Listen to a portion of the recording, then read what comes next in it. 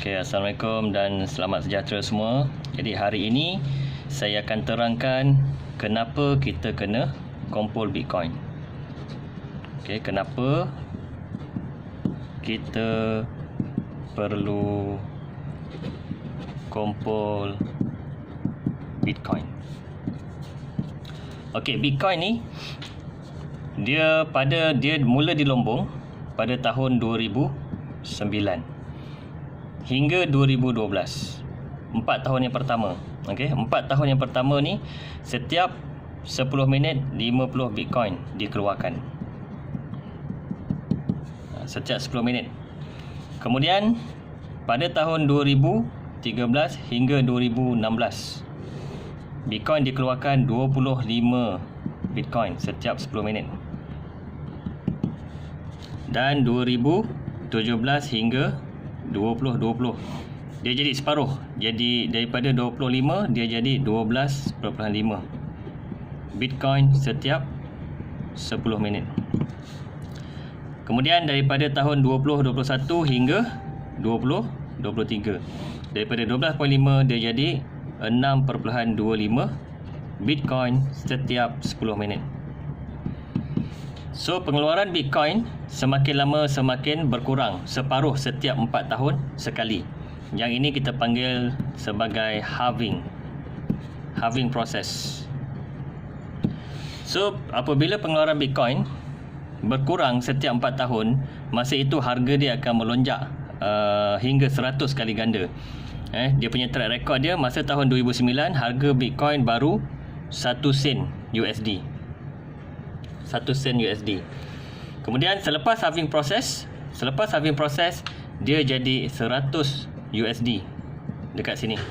Selepas halving process 2012 dan masuk 2013 dia jadi 100 USD. Kemudian track record pada tahun 2017 harga dia naik jadi 10,000 USD.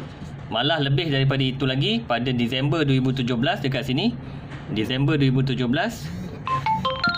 Okey, Disember 2017 harga dia pernah cecah hingga 18,000 USD.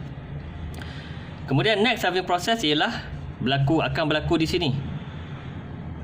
Akan berlaku di sini. So, harga Bitcoin kalau kita tengok track record dia daripada 2009 nak ke 2012 2013, harga dia naik 100 kali ganda. 100 kali ganda.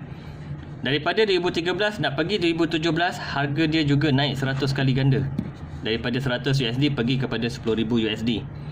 Kemudian pada tahun 2021 ni kemungkinan juga harga dia akan naik hingga 100 kali ganda kalau mengikut track record yang sebelum ni.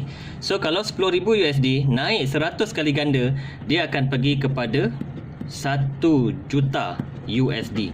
Sebab itu pakar-pakar ekonomi berani buat prediction. Okey, harga Bitcoin boleh pergi antara 500,000 USD hingga 1 juta USD. Dan sebab itulah kenapa kita kena kumpul Bitcoin, sebab kita nak kejar harga di sini. Kenapa kena mula sekarang? Sebab kita nak kejar harga di sini. Katakan kalau kita ada paling tidak pun 0.3 Bitcoin. Kalau harga dia jadi 1 juta USD, okey, 1 juta USD, 1 million USD pun kita dah ada dekat sini 300,000 USD. Convert kepada RM 300, okey, 300k USD convert kepada RM, katakan RM kita darab 4 sajalah. Cukup. Okey, RM 4 dekat sini pun kita dah ada 1.2 million RM. 1 RM 1.2 juta.